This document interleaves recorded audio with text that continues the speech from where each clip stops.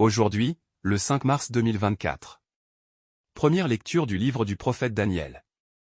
En ces jours-là, Azaria, debout, priait ainsi, au milieu du feu, ouvrant la bouche, il dit. À cause de ton nom, ne nous livre pas pour toujours. Et ne romps pas ton alliance. Ne nous retire pas ta miséricorde, à cause d'Abraham, ton ami, d'Isaac, ton serviteur, et d'Israël que tu as consacré. Tu as dit que tu rendrais leur descendance aussi nombreuse que les astres du ciel, que le sable au rivage des mers.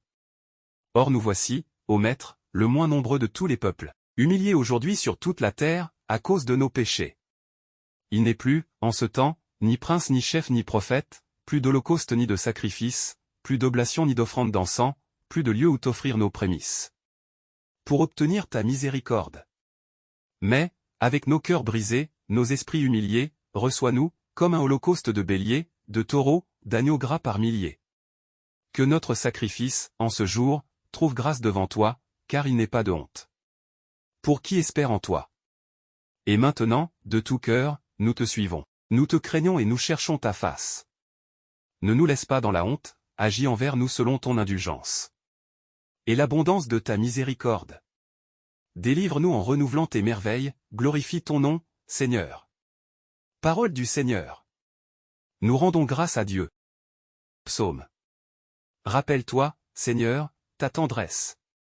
Seigneur, enseigne-moi tes voies, fais-moi connaître ta route. Dirige-moi par ta vérité, enseigne-moi, car tu es le Dieu qui me sauve. Rappelle-toi, Seigneur, ta tendresse, ton amour qui est de toujours. Dans ton amour, ne m'oublie pas, en raison de ta bonté, Seigneur.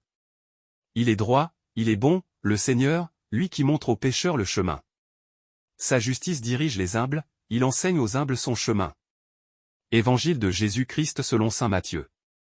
En ce temps-là, Pierre s'approcha de Jésus pour lui demander, « Seigneur, lorsque mon frère commettra des fautes contre moi, combien de fois dois-je lui pardonner? Jusqu'à 7 fois. » Jésus lui répondit, « Je ne te dis pas jusqu'à 7 fois, mais jusqu'à 70 fois 7 fois. » Ainsi, le royaume des cieux est comparable à un roi qui voulut régler ses comptes avec ses serviteurs. Il commençait, quand on lui amena quelqu'un qui lui devait 10 000 talents. C'est-à-dire 60 millions de pièces d'argent.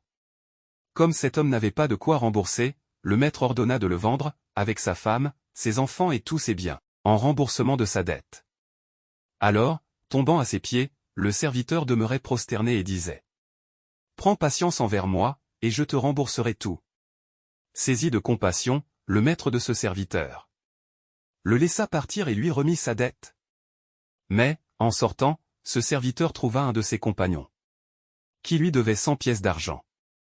Il se jeta sur lui pour l'étrangler, en disant « Rembourse ta dette. » Alors, tombant à ses pieds, son compagnon le suppliait « Prends patience envers moi, et je te rembourserai. » Mais l'autre refusa, et le fit jeter en prison, jusqu'à ce qu'il ait remboursé ce qu'il devait. Ses compagnons, voyant cela, furent profondément attristés, et allèrent raconter à leur maître tout ce qui s'était passé.